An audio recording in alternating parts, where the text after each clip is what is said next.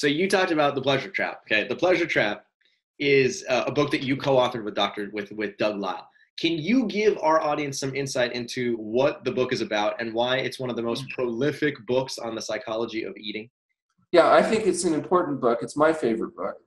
And The Pleasure Trap is the hidden force that undermines health and happiness. It basically deals with the fact that the pleasure neurochemical in your brain, dopamine, is what your brain uses to get your body to do what it needs to survive and reproduce. And so basically all our behavior is driven by short-term pleasure-seeking behavior. We want as much dopamine as possible. And that worked well in a natural setting because it let us eat as much as we could, whenever we could, and push everybody else out of the way. So we managed to get enough to eat and live to reproduce. If you realize most people didn't live to reproduce. Most humans born on the planet never passed on their DNA. They're the losers. They're not your relatives. Your relatives were the ones that got enough to eat. They got it. They didn't get eaten, and they lived and they passed on their DNA. And so the basic idea is in the world of scarcity, which we evolved in, this mechanism allowed us to survive. And it's the genes that you have in your brain today that directs your behavior. The problem is we changed the environment. Now we live in an environment of abundance. And those genes that drive us to get as much to eat as we can of the most concentrated foods available, they lead us astray. And that's why 70+% of the population are overweight and obese in an industrialized society because of the pleasure trap, the artificial stimulation of dopamine in the brain that comes from the chemicals that we add to our food, like sugar, oil, and salt. It also you can induce a pleasure trap from cocaine or alcohol or any addictive drug. The hallmark of addiction is you're continuing to consume the substance not only to feel good, but to avoid feeling bad because it's an artificial stimulation of dopamine. In a natural setting, there's only two behaviors that stimulate dopamine in a concentrated way: food and sex. That's it, food and sex, as you'd expect. Those are what's going to drive you to get enough to eat and reproduce. Oh, by the way, if you're a male, it's entirely different. Then it's sex and food. But either way, food and sex or sex and food, those normal natural stimulants of dopamine kept our species alive. Today, we have things like drugs, and we have things like chemicals that we add to our food, like sugar, oil, and salt. And that's where the reason why you have this epidemic of obesity and all the diseases, including diabetes, that go along with it, are because of the pleasure trap. And that's what the book really clearly explains. This is not a book that tells you what you want to hear, but it does tell you what you need to know in order to understand why it's so difficult to do what you need to do, even when you understand it and believe it. Because you live in a world designed to make you fat, sick, and miserable, and everybody's going to give you what you want and not what you need.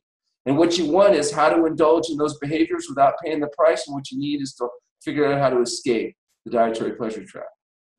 Okay, so if I'm understanding you properly, you're basically saying if I identify myself as being a food addict, then all I got to do is just have more sex. Is that right? Does it sound simple?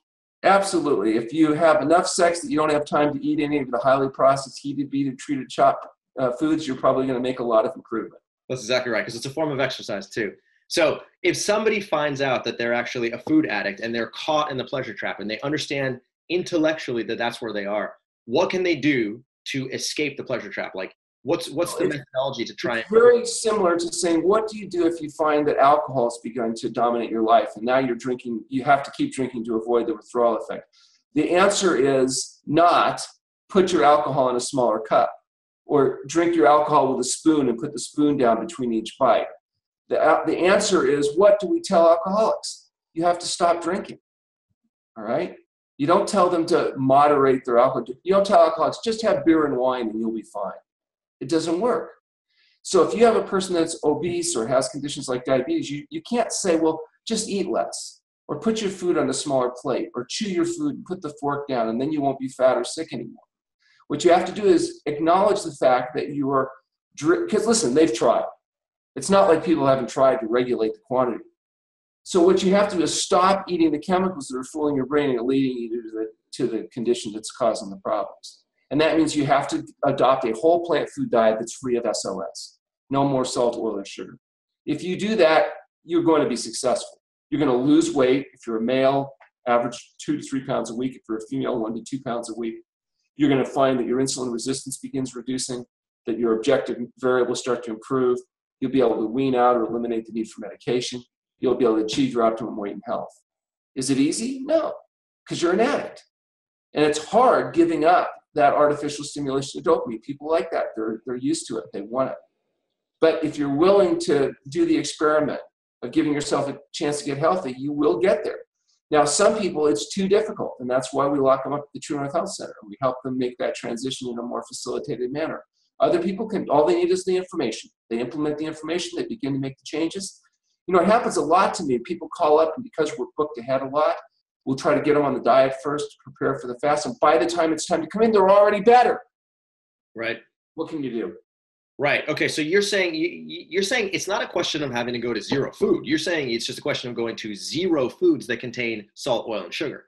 And once you're there, you can start to see a lot of improvement right off the bat. And animal foods. So we eliminate animal foods and SOS, so vegan SOS-free eating.